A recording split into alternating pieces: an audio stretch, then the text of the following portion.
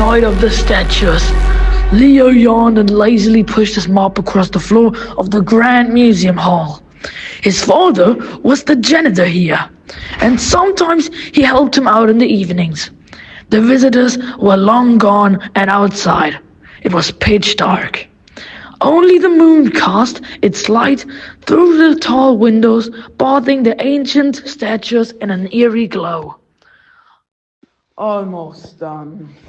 Leo murmured, just about to push his bucket towards the door when a strange sound broke the silence. He froze. Was there movement? Cautiously, he looked around. Suddenly, a loud crash shattered the stillness, like breaking glass. He flinched and turned abruptly.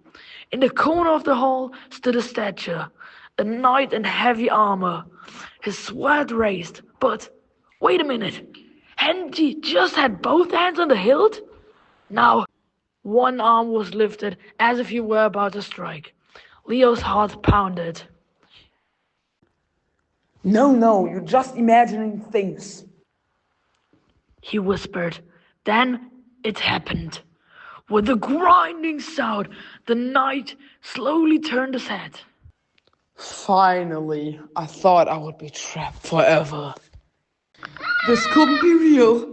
That was a statue. Statues couldn't talk. But before he could react, the entire hall began to tremble. More statues were coming to life. A stone gladiator yanked a sword from a glass display case. Shards flew in all directions. Hey, that's my sword. Another statue shouted from the corner. It was a warrior with a shield. He grabbed a second weapon and marched towards the knight with a heavy step. Leo stumbled backwards, his breath catching in his throat. This wasn't a dream. This was real. Show me what you've got. The knight roared. Their swords clashed, sparks flying in the darkness. Their ground shook beneath their feet as they fought. Shelves wobbled, a marble bust toppled with a heavy thud. Leo swallowed hard. He had to get out of there. But just as he turned, the room trembled so violently that he had to cling to the doorway to stay upright. A deafening rumble filled the hall. Shelves collapsed, stages swayed, the battle stopped instantly. Then, silence. Leo blinked. The statues were motionless again.